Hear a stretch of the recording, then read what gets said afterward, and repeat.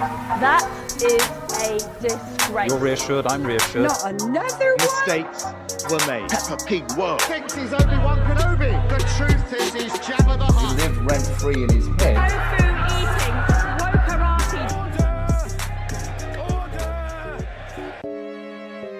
Okay, hello and welcome back. So, the strikes. We have the pleasure of being joined by Dr. Moon today. He's a senior lecturer in politics, languages and international studies.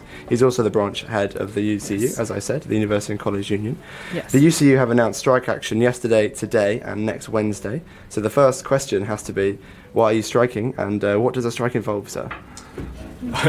First of all, you don't need to call me. I don't think you'd even do that in a lecture. So don't worry. No, right. Why are we on strike?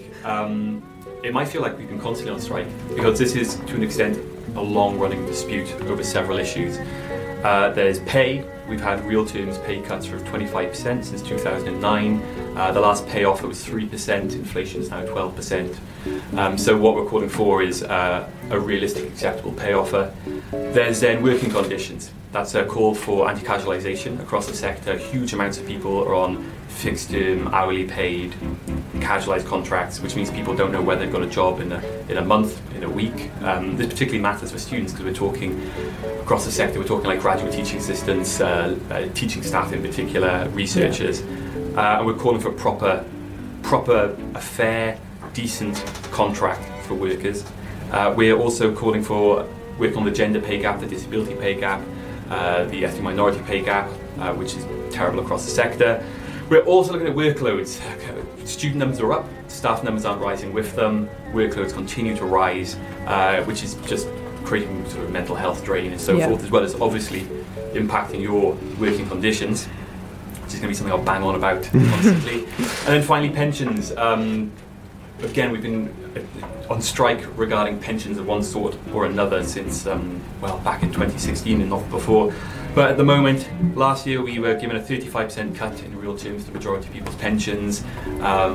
We now have the facts and figures coming out from the pension board which shows that was not necessary, and we're calling for a return to the benefits that were cut. So, pay, pensions, working conditions. Fantastic. And you said before in our lecture on Monday, on Tuesday, the strikes last year were not very effective. Why are these strikes going to be more effective, and why is striking necessary in the end? Yeah, absolutely. What is a strike? I'll start with that, right? It's one of those things where, in particular, I think in this country it's worth talking about because we have relatively low unionisation compared to what we have had in the past. Education, the largest unionised sector in this country, after which you've got sort of civil service, obviously the train drivers, etc. and so forth.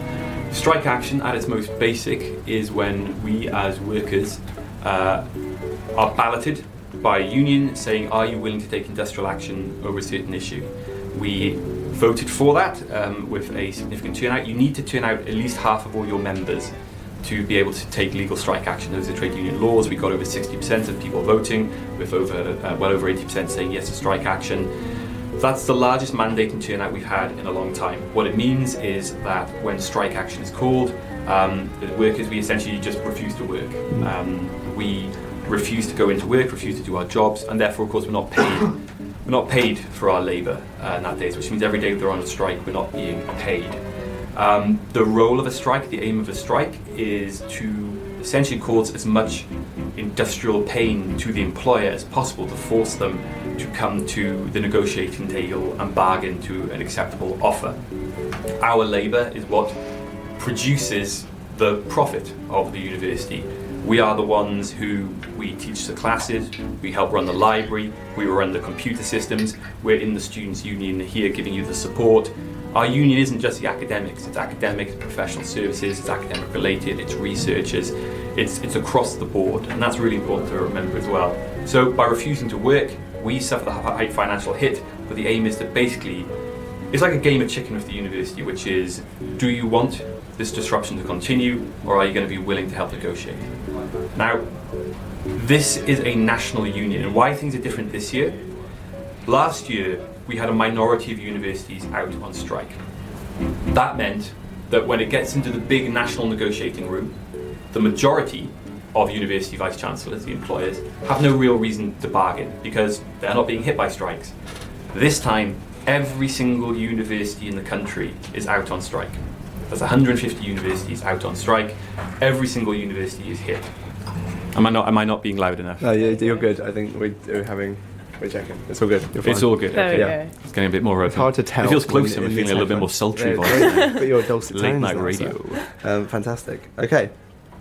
So, why does the strike have to affect students? Because you're not negotiating with us. We do not have control over this. But obviously, we're the ones affected. So lectures are cancelled for I don't know how many percentage of students. I don't know how many people are actually striking at the moment. But my lectures have been cancelled on yesterday, and my seminar today is not on, for example. So why does it have to affect me and my studies? Because obviously I'm paying $9,000 at least for this to be educated, and I think. I speak for myself here that I support the cause and I want you guys to get what you want, but why does it need to affect me and my studies? Absolutely. I'm not teaching a class today. It should be a lecture on equality and liberty, which has been cancelled for this. So why do students get hit? Well, we are in one sense. It's difficult to be our union because our main economic bargaining is actually the influence in impacting students. And that's difficult because the number one thing our members care about the most, and it's not just be sort of blowing smoke, is the students. Like constantly people just worry about the students and wanting to support the students. We generally do care, but realistically, the university makes its money through education. Therefore, that's the financial input. Our only realistic bargaining tool is our labour. If we want to have any influence, the only thing we can do is essentially say we will not work, so you will not get the production that we do, which is teaching the classes, running the seminars, but it's also keeping the library opening, answering the emails, making sure the wiki page is functioning, all those sorts of things. All of that, which is what makes it possible for the university to make the money that it needs to make. Our only tool is to say, if you do not listen and negotiate, we will withdraw our labour. And that means you guys are being impacted. Realistically, therefore, what the role for the students is, the pressure is upon the employer because the pressure comes from the students. The students are demanding, bring this action to an end so that we can return to our classes, return to normal functioning. And the vital thing for that is that this does not become seen as staff versus students, where students try to pressurize the workers to kind of give up early. And instead, it's staff versus employer, where the students pressurize the employer to say, what is the employer doing to make sure that you are lobbying and pushing to get a deal, which means staff can go back to work. Staff don't want to be on strike. We don't want to be losing money in a cost of living crisis in the run up to Christmas, standing out in the cold, although today is quite nice relatively. We also really don't want to not be teaching. I genuinely love teaching. Hopefully that comes across in the class. It's something that we enjoy doing. Confirm. So we don't want to be here. What we want is for students to essentially use your economic muscle, which is the money you're paying in, to demand and force the university to say, what are you doing to solve this problem? Because it's completely solvable. Yeah. I mean, okay, so how can we use that force and voice then? Because I want to. I'm on the side of the strikers, and it would benefit my life massively if there was no strikes, but also it would benefit my life if the working conditions for everyone working at the university was better, because I believe that people who have better existence are better, teachers and stuff like that. So how can we help? Because it feels quite helpless at the moment. We can't, I do not know who you're negotiating with directly. I can't talk to them, I can't send them an email. How can we help? Because the university union here has decided to be in favour of the strikes without a referendum, because last year they asked everyone, do you want to be in favour of the strikes, and they didn't. Not enough people filled out the referendum form. So this doesn't appear to be an issue that the students are engaged with enough at least to vote on it in the student union. I don't want to speak for all students here. Yeah, no, absolutely. So in fairness to the SU here, who their support has been absolutely fantastic and is vital for us, because again, in terms of our economic lobbying, our industrial power, obviously we are the usual suspects complaining, but if the students' union are in the room talking to the Vice-Chancellor and putting that across, that matters a lot for us, so I really welcome that. I understand, frankly, even getting a referendum up running would have actually probably closed after this strike action, so I understand where they came from there. I would say last time it's true not enough people voted in that referendum, but at least those who did support us. But what can you do to support it? It's difficult. So we are in dispute currently with our university here, but our university alone cannot solve these problems. There is a university-wide pay scale which every single university is on, and it goes, every single worker at every single university is on it, unless you're at the professorial level in which you're above it. Although our union has negotiated a pay scale locally, another victory locally. But what that means is, what we need the university to be doing is essentially making its voice heard loudly and clearly within the national employers body, which is called UCU, and saying we need to push for a proper, acceptable deal which can close this down. And they can do that behind closed doors, and they can give us, say we're doing this, but we need some visible head above the parapet telling them you've got to make a deal. Because at the moment, we don't see this sort of action directly. Now, what students can do, therefore, is call upon the university to do that. We've asked people to write to the Vice-Chancellor, saying to him, can you tell me what you are doing to essentially push UCU and Universities UK, who are the body negotiating over on pensions, to make an acceptable deal to UCU members to bring this action to an end. We've asked for people just to retweet, to like, to engage with social media. There is a large propaganda element to this, okay? At this stage, the university knows the strength of the action based upon what it's possible to make visible. So yesterday on campus, we had a big protest with drumming and march around campus. I was in University Council. The room was vibrating with it. People had to speak up to be heard. It was phenomenal. You had the banner drop. You had the stuff up in Norwich, in the buildings. That was awesome. Such an amazing thing to see. Then people down on the pickets. That visibility matters. Visible support of students for staff, whether it's on social media, on the ground, whatever it can be, it matters, because the university will be worried if it looks like students actually are getting behind this and demanding that the university do something, rather than just waiting for the staff to get knackered, worn out and beaten down. Fantastic. Yeah. Okay, I have one more question, and then we have a game to play. To pit Striker versus Ben as an expert. But one last question is, does it affect the efficacy of the strike? Affect twice in a sentence there. To have not all strikers, like not all members of, because there's some lecturers who are in different unions to the UCU, so sometimes they strike at different times. So because some lectures are on, some aren't, and that creates confusion for us. But also, I imagine for your cause, the fact that some lectures continue, it kind of like weakens your point a little bit, I guess. So, what you have here is a perfect example of what's called the collective action problem, right, or the free rider problem. First of all, anyone in the education and research job family, so all the academics, their trade union is UCU. So you wouldn't be an academic and be in another union, but there are other workers on campus who will be in Unite or Unison, in particular in professional services. But and legally, if you are a member of a trade union that hasn't been balloted, you can't. You have to cross the picket line. You can't strike. But if you're not in a union, you do have the same legal rights to strike. So there's no reason that if someone isn't a member of UCU, they can't strike.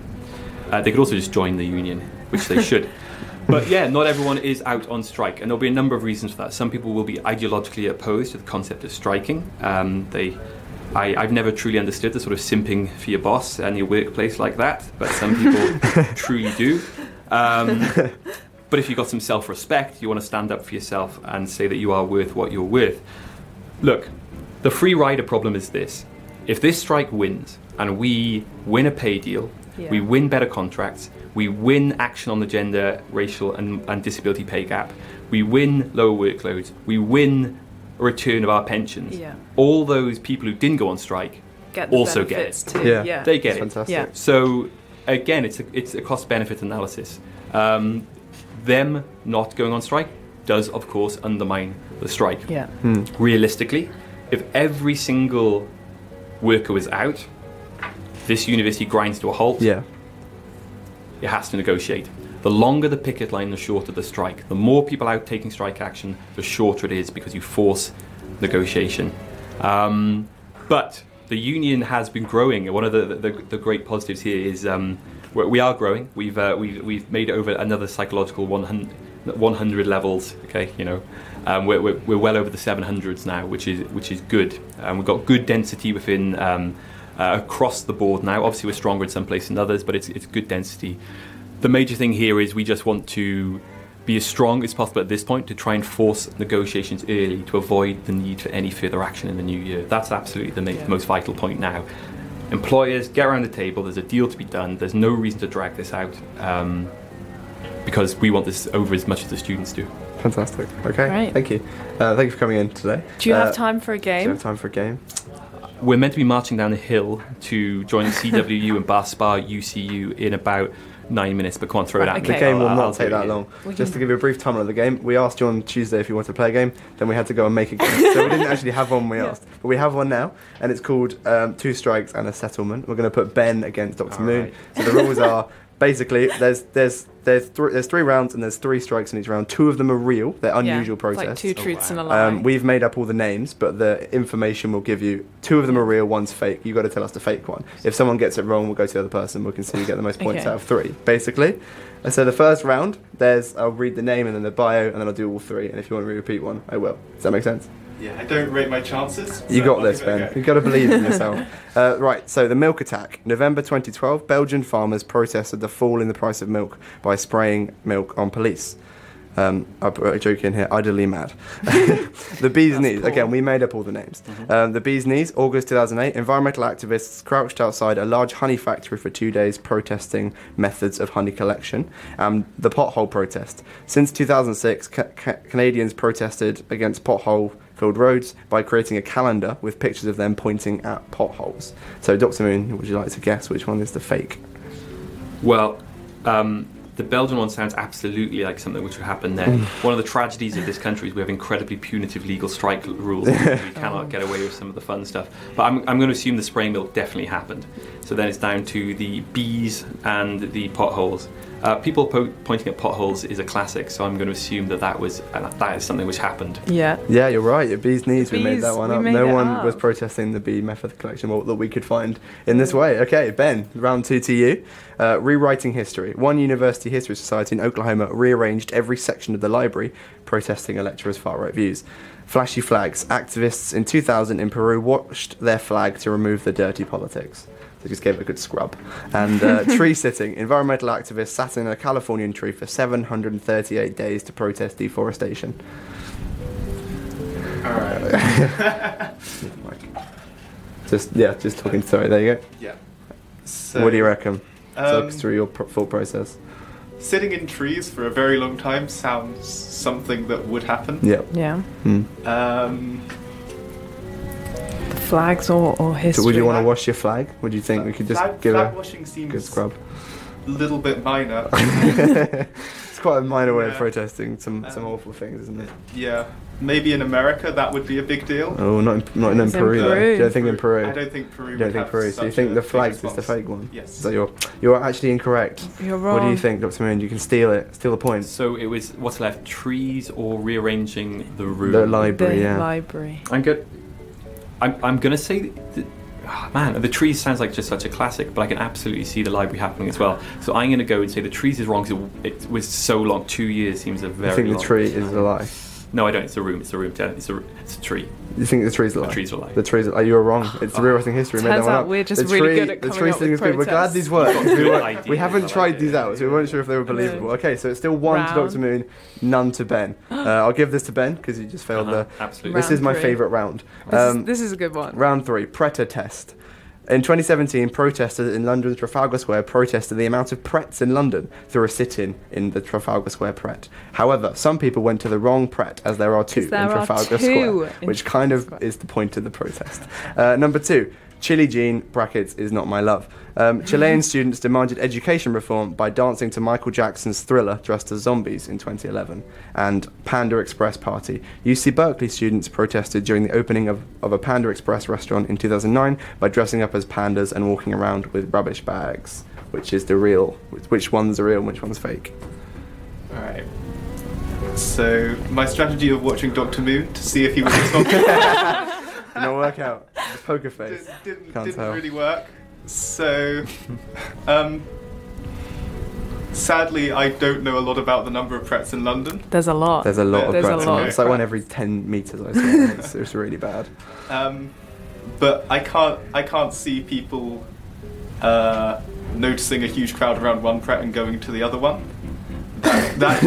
That feels a little bit too far. Yeah. So Which one are you saying? I'll go for Pret's that the one. lie. You believe the pret's a lie. You are correct. You are Pret is a lie. correct. I just wanted to put pretter test into the title. Yeah, we came up with that Um, title and thought so we've we- got to make it work. Unfortunately, I don't have a tiebreaker, so you've both got 1 point, and it's just going to have to It's- be Well, like that's that. good. That's We right. didn't Staff think- and Yeah. students united. That's Yeah. Yay! there's a That's the message of NUS today's member show. and a UCU member. So thank you so much for coming Thank in, sir. you. The one thing I wanted to check out here is like I know this is like the politics show and Ben's in here is like the don't do politics thing. Yeah. Strikes in some regard, I don't think we should see them as a politics No. thing. Everybody here is gonna have a job or has had a job.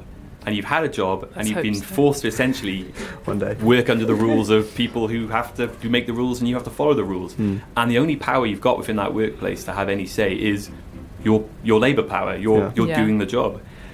So if you see the strikes as actually educational about Yes. your future in the workforce, that might also be a positive. But anyway, beyond that, come down to the pickets, talk to people. We'd love to see people as much as possible. And more importantly, the louder students can be about a desire for the university to do everything it can to end this, the faster it'll be done. Because here we go, you ready for it? Our working conditions are your learning conditions. Yay! And on that Fantastic. note, And on that note, we'll thank let you so you much go for so coming you can in. march. We're going to play you out into with your town. selected song Yes. of Dropkick Murphy. So thank you very much for coming in today, sir. And good luck with the Sir. cricket for the rest of the day, sir. Sir, see you later.